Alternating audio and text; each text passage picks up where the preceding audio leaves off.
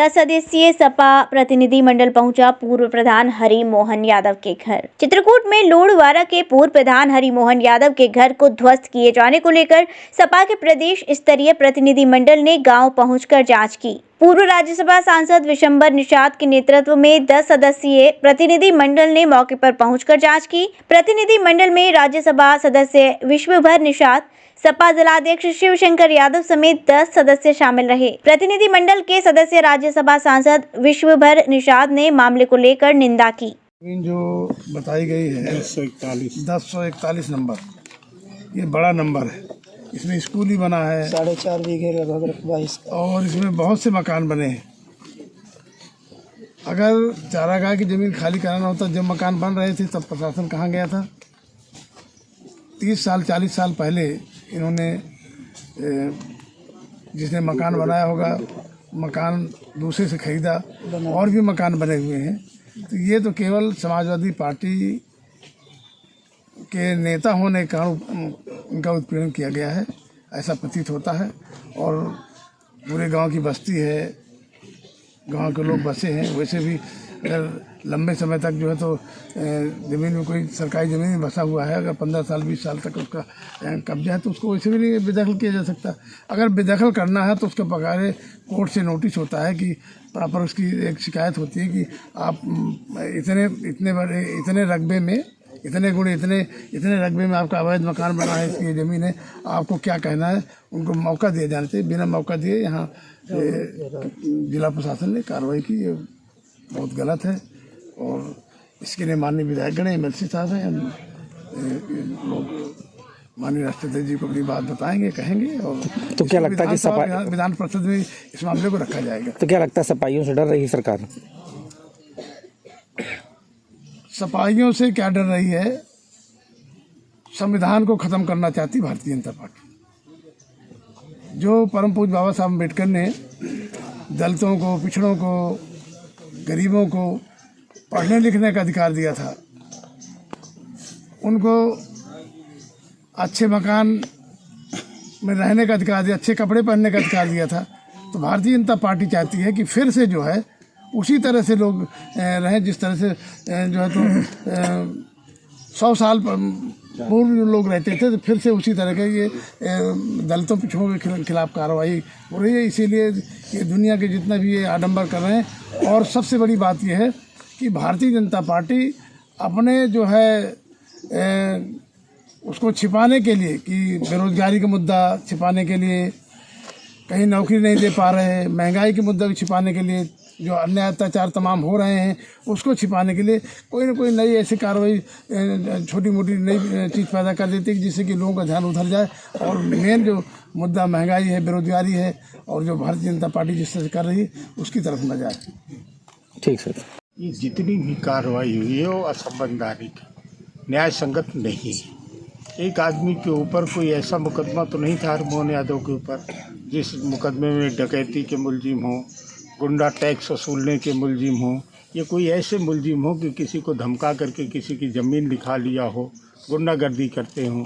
107-17 के मुद्दे, 151 पे चालान, इस तरह के मुकदमे तो पुलिस लिखती रहती है जब भी चुनाव आता है। और प्रधान रहे ये 15 साल तक, तो गांव में जो रंजिश है, जो रंजिश मानते हैं लोग, उन्होंने इनको परेशान करने की नीयत से भारतीय जनता पार्टी की सरकार के समय इनको परेशान किया गया, इनके ऊपर मुकदमे लिखे गए। एक मुकदमा ज़रूर लिखा गया था BSP सरकार के समय, वो भी साजिश के तहत लिखा गया था। ऐसे कोई मुकदमे नहीं, और ज़्यादातर मुकदमे छूट गए। लेकिन इनको इसलिए प्रताड़ित किया गया, परेशान किया गया कि यहाँ से जो मंत्री थे, मंत्री की भतीजी इस गांव में ब्याही हुई है, और वो प्रधानी में इनका कंपटीशन है। वो प्रधान भी बनी, प्रधान ये भी बने, तो कंपटीशन है। इस रंजिश की वजह से इनके साथ की ज्यादती की गई, इनके ऊपर गैंगस्टर लगाया गया, इनका मकान तोड़ा गया। अब ये जिसमें हम बैठे हैं, जो नंबर है 1041, ये पूरा चारागाह का नंबर है। लेकिन पूरी की पूरी जो बस्तियां हैं गांव की, जो गांव में बसे हुए लोग हैं, वो सब ग्राम समाज की ज़मीन पे हैं। कोई अपनी भूमधरी नहीं है किसी की जिसमें मकान बना हुआ है। और ये चारागाह की भी ज़मीन है, ये स्कूल भी बना है चारागाह में, क्यों नहीं तोड़ा गया उस दिन? हम इसको न्याय संगत मानते कार्रवाई को। अगर केवल हरमोहन सिंह का मकान तोड़ा ना जाता, हरिमोहन का, ये स्कूल भी तोड़ा जाता और बस्ती थी वो भी तोड़ी जाती, तो ये लगता कि चारागाह की ज़मीन को खाली कराना चाहती है सरकार। सरासर अन्याय है, सरासर गलत काम किया गया है।